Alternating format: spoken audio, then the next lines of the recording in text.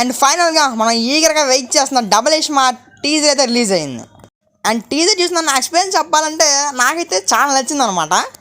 And ఇది వచ్చరికి మన ఇస్మార్ట్ శంకర్ కంటిన్యూషన్ లాగా కనబడుతుంది, ఫ్రెష్ పార్ట్ అయితే ఏం కాదు.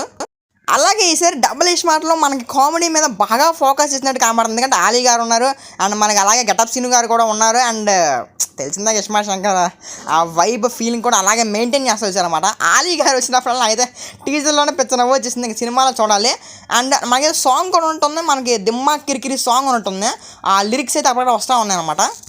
అండ్ అలాగే మన డైలాగ్స్ కూడా చాలా డార్క్గా ఉన్నాయన్నమాట. ఇస్మార్ట్ శంకర్ కన్నా అసలుకే ఇస్మార్ట్ శంకర్ ఏ సర్టిఫికేట్ వచ్చింది, ఈసారి ఇది కూడా ఏ సర్టిఫికేట్ వచ్చిందని చెప్పేసి నేనైతే అనుకుంటున్నాను. అండ్ నేను వచ్చరికి మూవీలో మంచిగా కామెడీ అయితే ఎక్స్పెక్ట్ చేస్తున్నాను అన్నమాట. ఎందుకంటే మన టీజర్లోనే ఉంది కదా కామెడీ.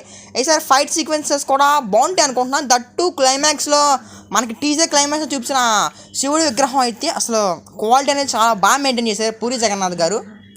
అండ్ అలాగే మరి సంజయ్ దత్ గారిని కూడా ఎక్కువ చూపించారు, అంటే చిన్న చిన్న ఫైట్ల దగ్గర చూపించారనమాట. క్లైమాక్స్లో శివుడు విజువల్ మటుకి నాకైతే చాలా బాగా అనిపించింది అనమాట. అండ్ ఈసారి అలాగే మళ్ళీ సెంటిమెంట్ అయితే వాడుకుంటున్నారు అనుకుంటున్నా నాకు తెలిసి. ఎందుకంటే ఇస్మార్ట్ శంకర్లో కూడా క్లైమాక్స్ ఫైట్ శివుడి దగ్గర ఉంటుంది కదా, ఈసారి డబుల్ ఇస్మార్ట్లో కూడా సెంటిమెంట్గా ఆ ఫైట్ సీక్వెన్స్ అయితే వాడుకుంటున్నారు అనుకుంటా. అండ్ ఓవరాల్ నాకైతే ఇది అయితే బాగా నచ్చింది. ఇలాంటి మంచి మంచి న్యూస్ కావాలి సబ్స్క్రైబ్ చేయండి.